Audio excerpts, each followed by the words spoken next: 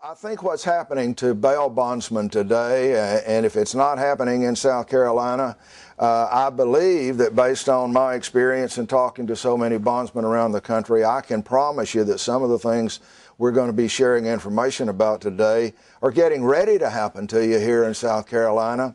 And the purpose of my sharing these ideas with you is not to frighten you at all, but it would be wrong of me to know what I know and not come and share it with people like you, because I want to tell you something. I owe you a lot. When they asked me if I'd come over here and talk and fly from the Pacific Ocean to rock throwing distance of the Atlantic Ocean and visit with you folks this morning and then turn around this afternoon and fly back west again,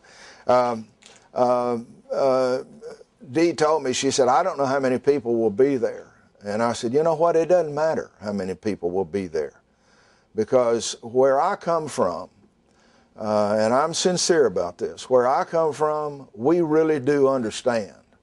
And Mike was talking about the other surety companies, other than the one that I'm with, that participate and try to help here in South Carolina. Are there any other company representatives here today? Anybody other than just me? Okay.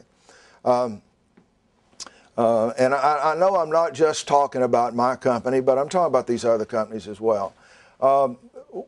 We understand, we know in our hearts that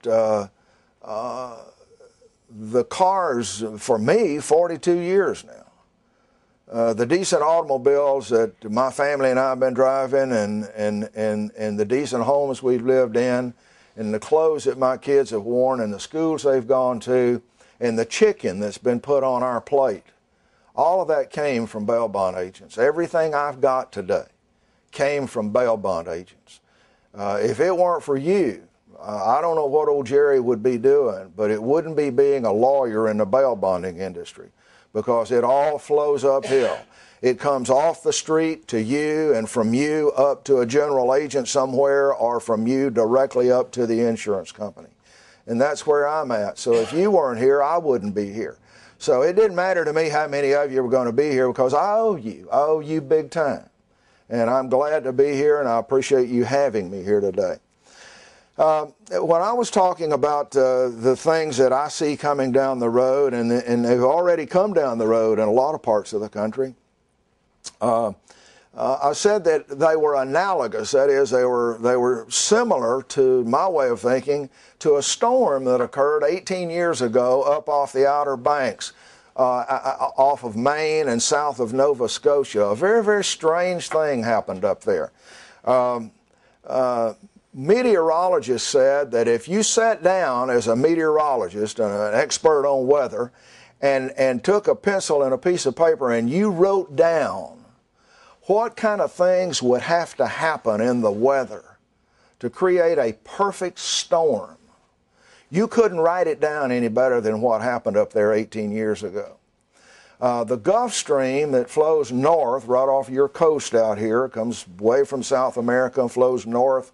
And I used to, in my younger days, I was a sailing nut, and I had a sailboat, and I sailed from the southern tip of Texas down near Mexico, across the Gulf, down around the Keys, up to Fort Lauderdale, across the Gulf Stream, over to Bimini, then over to across the Bahama Banks to the Bahamas, then down to the Eleuthera Islands. But when I crossed that Gulf Stream, I noticed the current just picked up my sailboat and started moving it north. And that Gulf Stream 18 years ago, where it was flowing up off of the eastern seaboard and across the Outer Banks and south of Nova Scotia, there was a big low pressure system sitting right up there, and it was pulling that water faster. And what was going on around the surface of the water was affected by it.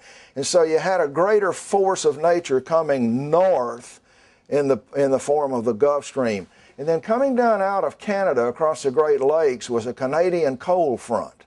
And it was moving into where that low was situated.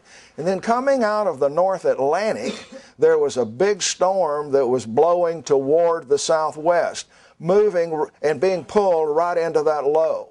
And what happened 18 years ago up there on the Outer Banks is all four of those things hit at the same time. And when it did, it wiped out all of the sword fishing fleet, the small fishing vessels that fish those banks up there. It wiped all of them out that had not been able to find shelter in time. And I began thinking about that, and then the company that I'm with and that I represent has over 4,000 appointed bail agents in the United States. We have three companies. The oldest one is 106 years old this year, and we've got agents writing for us whose father and whose grandfather wrote for us. Some of these agents that write for us today I have worked with for 42 years now. And so I have an opportunity to talk to a lot of agents, and they'll call me and tell me what's going on in their area. And so I'll hear from, in any given week, I'll hear from a bail bond agent in Seattle, Washington, and Miami, Florida, and New York City, and Indianapolis, Indiana, and Los Angeles, California, and Dallas, Texas, and Columbus, Ohio. And I always ask them, what's happening there? What's going on there? And sometimes they call me just to tell me what's going on.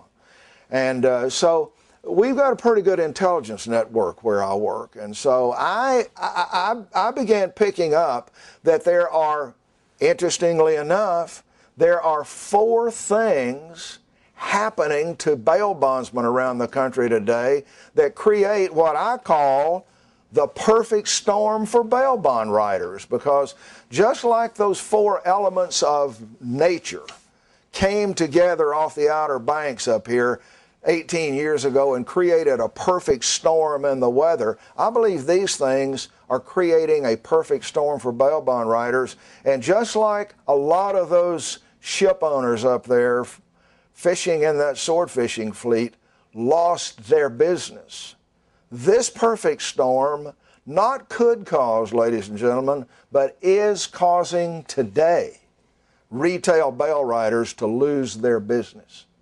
Now, what I would like to do, and it's not to frighten you, and it's not because I think I know more than you do.